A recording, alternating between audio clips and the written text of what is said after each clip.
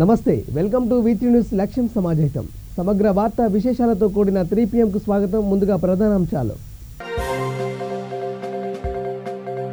ధర్మపురి క్షేత్రంలో ఘనంగా దత్త జయంతి. నాంపల్లి బాబాకు పల్లకి సేవ.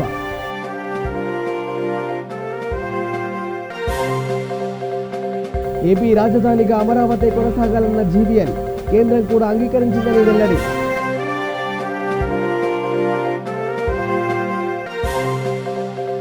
కేంద్రానికి వ్యతిరేకంగా 20న నిరసన ప్రదర్శన. డప్పు చాటింపులు ఉంటాయన్న ఇబ్రహీంపట్నం ఎమ్మెల్యే.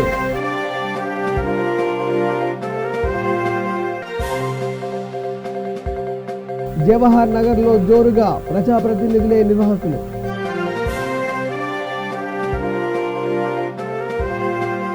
ఇక డీటెయిల్ చూస్తే మియాపూర్లోని ధర్మపురి క్షేత్రంలో గల నాంపల్లి బాబా ఆలయంలో దత్త జయంతి వేడుకలు ఘనంగా జరిగాయి. తొలుత పంచామృతాలతో రుద్రాభిషేకం చేశారు. అనంతరం దత్త హోమం నిర్వహించారు. అనంతరం సామూహిక సత్యనారాయణ వ్రతం చేశారు. మధ్యాహ్నం 12 గంటల సమయంలో హారతి ఇచ్చారు. తర్వాత అన్నదాన కార్యక్రమం నిర్వహించారు. 6 గంటలకు సంధ్యాహారతి ఇచ్చారు. రాత్రి 7 గంటల నుంచి 9 గంటల వరకు పల్లకి సేవ జరిగింది. రాత్రి 9:30కు బాబాకు విశేషహారతి ఇచ్చారు. కార్యక్రమం ముగిసేదాకా అన్నదానం కొనసాగింది. కార్యక్రమంలో పెద్ద సంఖ్యలో భక్తులు పాల్గొన్నారు.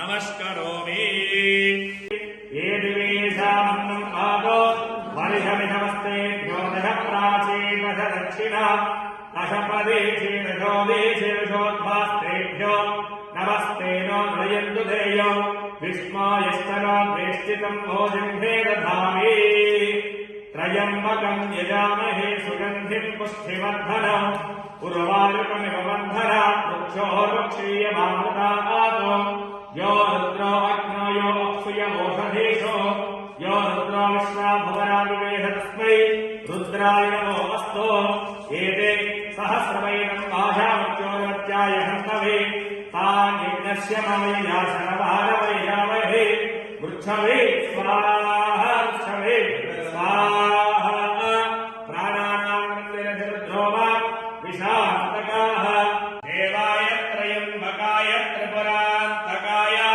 त्रिकाग्निकालाय कालाग्नि रुद्राय नीलकण्ठाय वृक्षञ्जयाय सर्वेश्वराय सदाशिवाय श्रीमन्महादेवाय नमः नमो हिरण्यबाहवे सेनान्येर्षान्तपतये नमो नमो वृक्षेभ्यो हरिकेशेभ्यः पशूनापतये नमो नमः सस्मिञ्जराय त्रिहेमदेवद्धेनापतये नमो नमो बप्लुषाय दिव्याभिनेनानापतये नमो नमो हरिकेशायोपवेदिने स्थानपतये नमो नमो भवस्य हेत्येजगदापतये नमो नमो रुद्राय अत्राविने क्षेत्राणापतये नमो नमः सूताय हत्याय वनानापतये नमो नमः रोहिताय సంగారెడ్డి జిల్లా పటాన్చెరు నియోజకవర్గం టీడీపీ నేత అమీన్పూర్ మున్సిపాలిటీ కౌన్సిలర్ ఎడ్ల రమేష్ బీజేపీలో చేరనున్నారు. ఈ సందర్భంగా మాజీ ఎమ్మెల్యే నందీశ్వర్ గౌడ్ ఆధ్వర్యంలో మీడియా సమావేశం ఏర్పాటు చేశారు. టీఆర్ఎస్ ప్రభుత్వ విధానాలపై నిప్పులు చెరిగారు. ఎమ్మెల్యే గూడెం మహిపాల్ రెడ్డి భూ కుంభకోణాలపై గలం విప్పారు. ఇన్ఛార్జి మంత్రి హరీష్ రావు ల్యాండ్ మాఫియాకు నాయకుడయ్యాడన్నారు. సమావేశంలో బీజేపీ జిల్లా అధ్యక్షులు నరేందర్ రెడ్డి, జిల్లా బీజేపీ ఇన్ఛార్జీలు జయశ్రీ, రామకృష్ణ పాల్గొన్నారు. మా సోదరి జయశ్రీ గారు, రామకృష్ణ గారు రేపు జరగబోయే కార్యక్రమాల విషయంలో చాలా క్లుప్తంగా మరి భారతీయ జనతా పార్టీ ఎందుకు ఈ జాయినింగ్స్ అవుతా ఉన్నాయని కూడా వాళ్ళు చెప్పడం జరిగింది. ఇవాళ దేశంలో దేశ రక్షణ కొరకు, దేశంలో 138 కోట్ల జనాభా కొరకు, వాళ్ళ శ్రేయస్సు కొరకు మరి పాటు పడుతున్నటువంటి పార్టీ ఇలా దేశంలో ఏదంటే భారతీయ జనతా పార్టీ. మరి దాని కొరకే ఇవాళ నరేంద్ర మోడీ గారు ప్రధానమంత్రి అయిన తర్వాత ఇవాళ దేశంలో ఎక్కడ లేనటువంటి అభివృద్ధి ఇవాళ ఒక రోజు నేషనల్ హైవేస్లో 40 కిలోమీటర్ల వరకు ప్రతిరోజు 40 కిలోమీటర్లు ఒక టార్గెట్ పెట్టుకొని ఇవాళ 40 కిలోమీటర్లు కంప్లీట్ చేయడం జరుగుతూ ఉంది. ఇవాళ ఎక్కడ రోడ్లు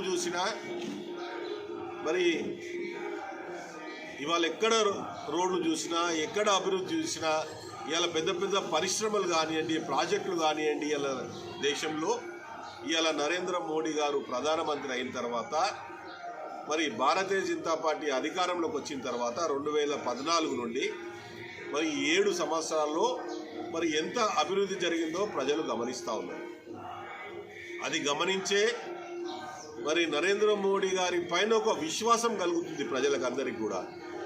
ఇవాళ మోడీ గారి ప్రభుత్వము ఇవాళ భారతీయ జనతా పార్టీ ఇవాళ దేశ రక్షణ కొరకు, దేశం కొరకు పాటుపడుతున్నటువంటి పార్టీ కాబట్టి ఇవాళ చాలామంది నాయకులు, పెద్ద నాయకులు, పెద్ద రాష్ట్ర ముఖ్యమంత్రులు, మాజీ ముఖ్యమంత్రులు, ఇవాళ దేశంలో ఉన్నటువంటి పెద్ద నాయకులు కూడా ఆకర్షితులై ఇవాళ భారతీయ జనతా పార్టీలో చేరడం జరుగుతుంది. దాంట్లో భాగంగానే ఇక్కడ తెలంగాణలో కూడా ఈ అవినీతి పరిపాలనకు, కుటుంబ పరిపాలనకు ఇవాళ దేశంలో నడుస్తున్నటువంటి ఇవాళ రాష్ట్రంలో నడుస్తున్నటువంటి ఈ అవినీతి పరిపాలనను అంతం చేయడానికి విసిగెత్తిపోయారు ప్రజలు కానీ, నాయకులు కానీ, ఇక్కడ ఉన్న వాళ్ళందరూ కూడా ఈ రాష్ట్ర ప్రభుత్వం పైన, కేసీఆర్ పైన విసిగెత్తిపోయి ఇవాళ అన్ని పార్టీల్లో ఇవాళ టీడీపీ కానీ, కాంగ్రెస్ కానీ, టీఆర్ఎస్ కానీ వీళ్ళందరూ కూడా బీజేపీ వైపు, బీజేపీ పైన ఉన్నటువంటి చేస్తున్నటువంటి అభివృద్ధి కార్యక్రమాల ఏపీ రాజధానిగా అమరావతి కొనసాగాలని బీజేపీ ఎంపీ జీవీ నరసింహారావు పేర్కొన్నారు. కేంద్రం కూడా ఆంధ్రప్రదేశ్ రాజధాని అమరావతిగానే గుర్తించిందని, అమరావతి రాజధానిగా కేంద్రం కూడా ఒప్పుకుందన్నారు.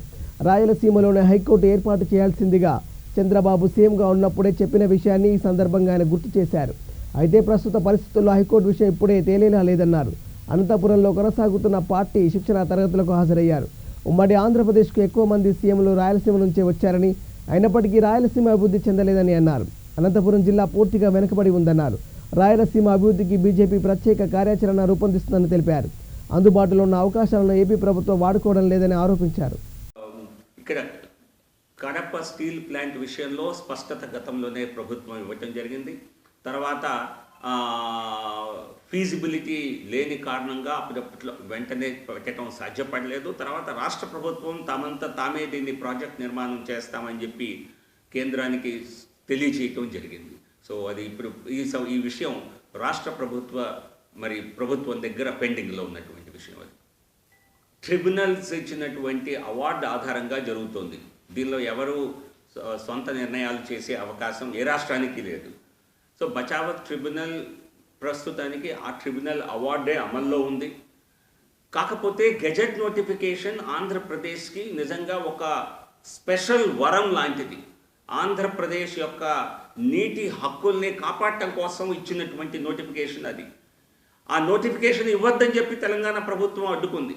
అయినా కేంద్ర ప్రభుత్వం ఎవరి హక్కులు వారికి సంక్రమించాలన్నటువంటి నిర్ణయంతో, సదుద్దేశంతో గెజెట్ నోటిఫికేషన్ ఇస్తే ఆ గెజెట్ నోటిఫికేషన్కు సంబంధించినటువంటి కార్యాచరణ ఏదైతే ఉన్నదో అది ఆంధ్రప్రదేశ్ ప్రభుత్వం ఎందుకు చేయటం లేదు? ఆంధ్రప్రదేశ్ ప్రభుత్వం గెజెట్ నోటిఫికేషన్లో కొత్త ప్రాజెక్టుల నిర్మాణం చేపట్టాలంటే వాటికి డిపిఆర్ సబ్మిట్ చేయాలని అడిగింది. లేదా అమల్లో ఉన్నటువంటి ప్రాజెక్టులకు అనుమతి కావాలి, కేటాయింపులు కావాలి, నీటి కేటాయింపులు కావాలంటే డిపిఆర్ కావాలని అడిగింది. మీరు నేను ప్రశ్నించితే దానికి పరిష్కారం దొరకదు. రాష్ట్ర ప్రభుత్వం నుంచి నిర్దిష్టమైనటువంటి ప్రతిపాదనలు వెళ్ళాలి. మరొకటి, ఈ గెజెట్ నోటిఫికేషన్లో Krishna river management board, Godavari river management board ఈ రెండింటినీ స్థాపించాలని చెప్పి ఆ రెండింటికి పూర్తి హక్కులు, అన్ని ప్రాజెక్టులు వారి పరిధిలోకి వెళ్ళాలని చెప్పి కేంద్ర ప్రభుత్వం నిర్ణయిస్తే రెండు రాష్ట్ర ప్రభుత్వాలు తాము చేయవలసినటువంటి కార్యాచరణ ఇంకా చేయలేదు. నిధులు కృష్ణా రివర్ మేనేజ్మెంట్ బోర్డుకి, గోదావరి రివర్ మేనేజ్మెంట్ బోర్డుకి నిధులు ఇచ్చి వాటి ద్వారా ప్రాజెక్టుల మానిటరింగ్ మేనేజ్మెంట్ చూడాల్సి ఉంటే అది రెండు ప్రభుత్వాలు చేయలేదు. ఇందులో ఖచ్చితంగా తెలంగాణ ఇంకా ఎక్కువ ఇబ్బంది పెట్టిన మాట వాస్తవం.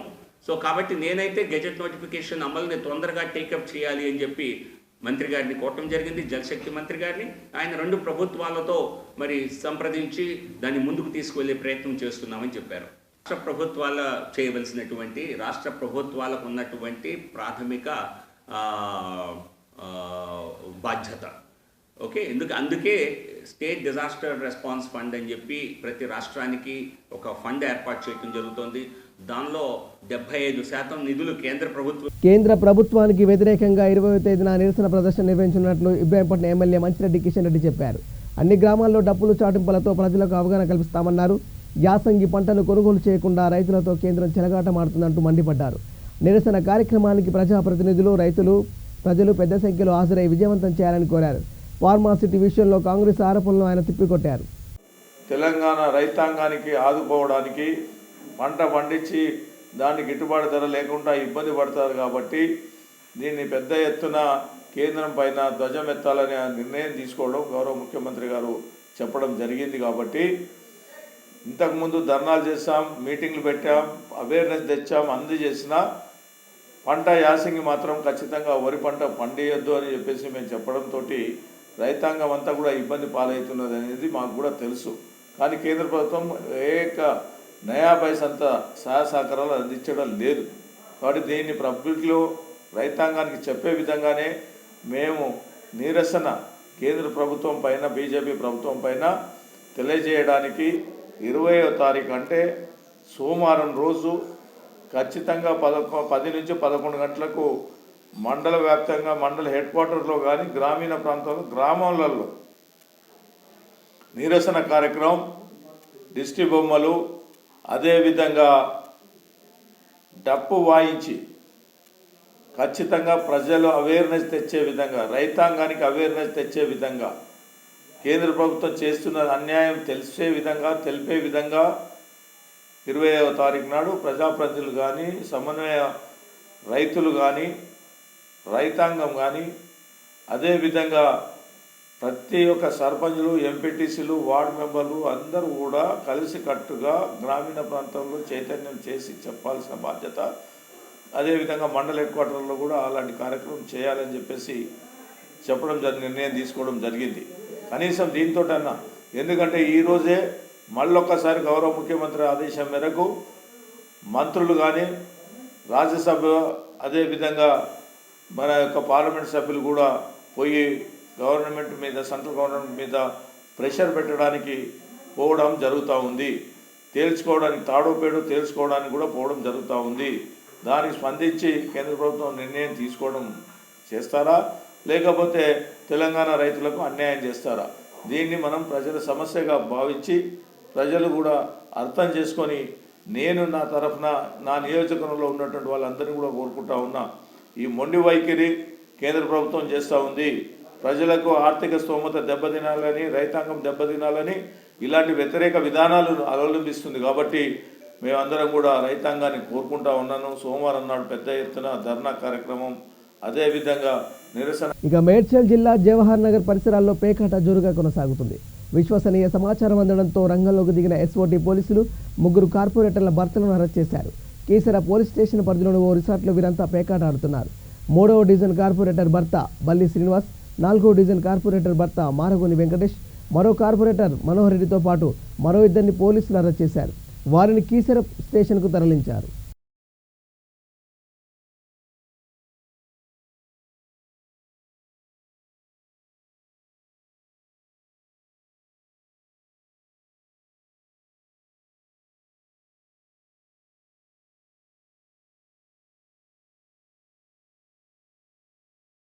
ఇక నల్గొండ జిల్లా కేంద్రంలోని ప్రైవేట్ ఆసుపత్రి రివర్ నిమ్స్ ఆసుపత్రిలో అర్ధరాత్రి ఓ సైకో హల్చల్ చేశాడు.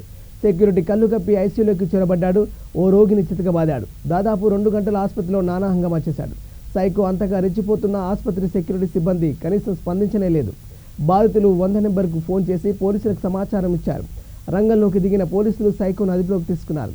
2 టౌన్ పోలీసులు దర్యాప్తు చేపట్టారు.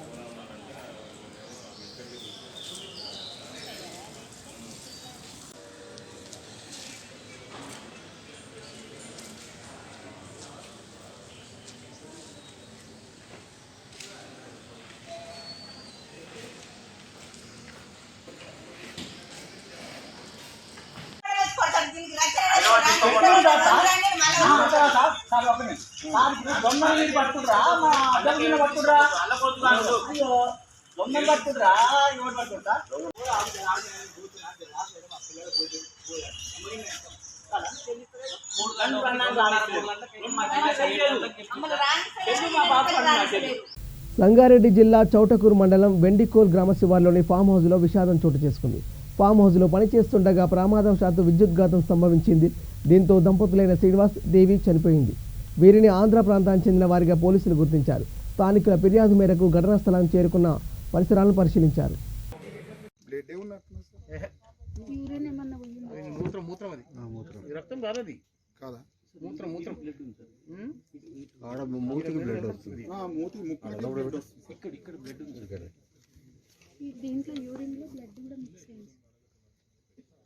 అదే ఆ ముక్కులో నుంచి రక్తము దీనిలో కలిసిందమ్మా. ఇద్దరు పక్క ఇది పాయిజన్ కేసు, ఇది 100%. ఇది నాకు ఏమనిపిస్తుందంటే ముక్కు నుంచి రక్తం వస్తుంది చూడు, ఆ మూత్రంలో రక్తం కలిసింది. ఈ వైరు మూత్రం దీనికి ఎందుకు వచ్చింది ఇది?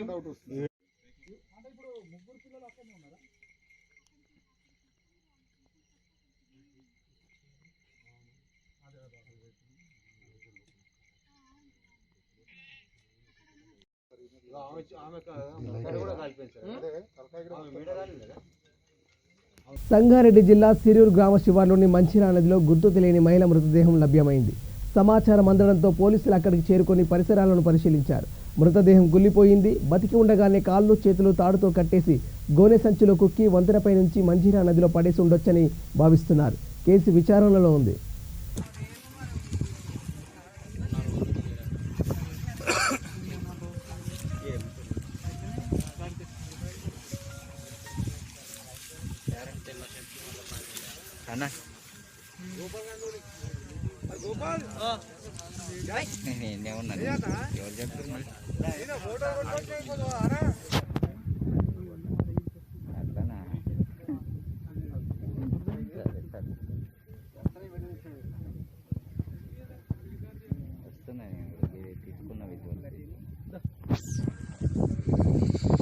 చూడాలి ఫస్ట్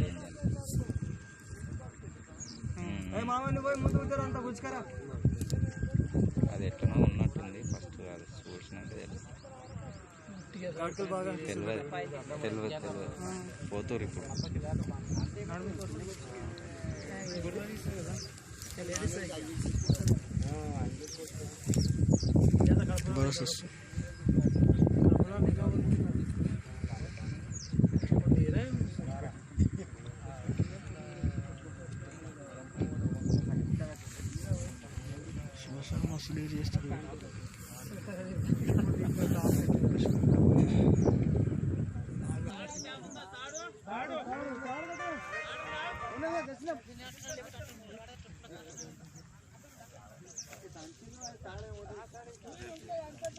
హలో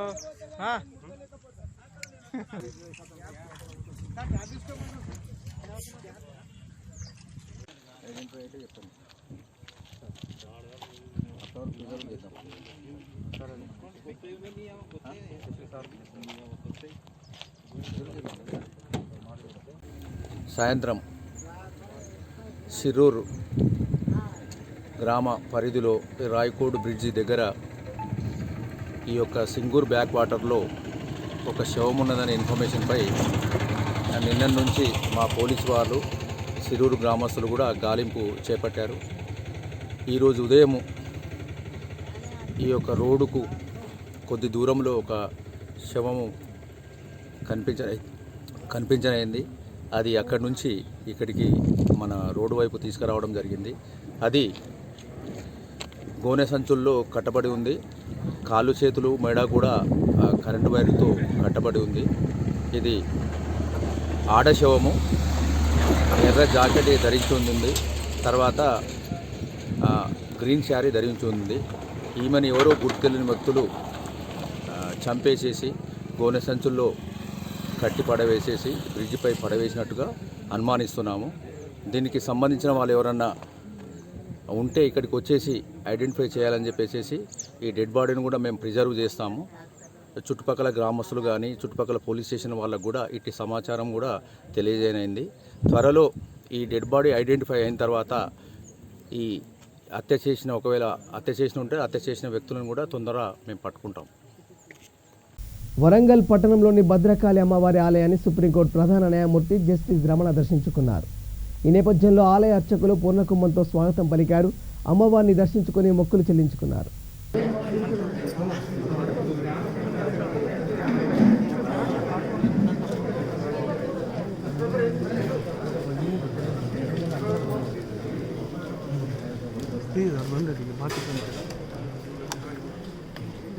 ఇట్లా కూర్చుంటాం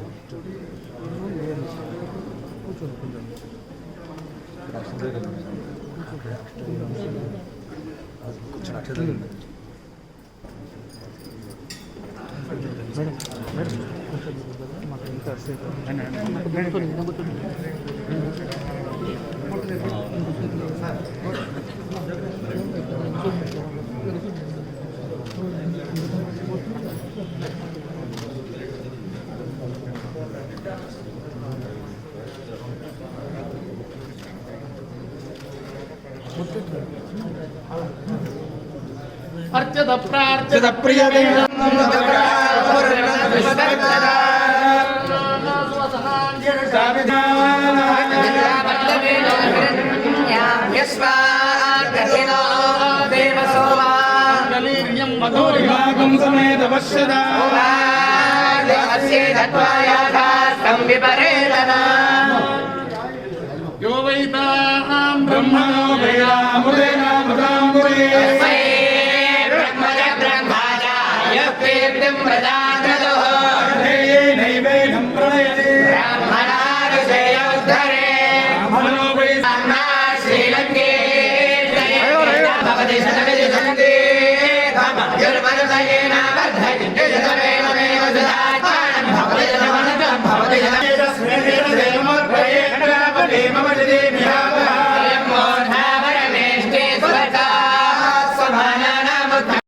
బులెటిన్ ముగించే ముందు హెడ్లైన్స్ మరోసారి. ధర్మపురి క్షేత్రంలో ఘనంగా దత్త జయంతి, నాంపల్లి బాబాకు పల్లకి సేవ.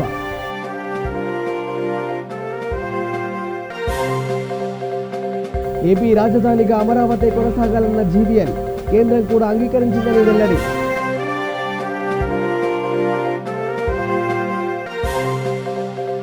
కేంద్రానికి వ్యతిరేకంగా 20న నిరసన ప్రదర్శన, డప్పు చాటింపులు ఉంటాయన్న ఇబ్రహీంపట్నం ఎమ్మెల్యే.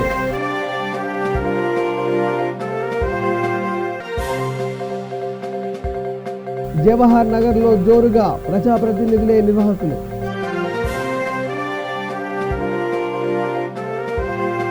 ఇవి బులెటిన్ అప్డేట్స్. ఈ వాచింగ్ V3 న్యూస్. లక్ష్యం సమాజేత. నమస్కారం.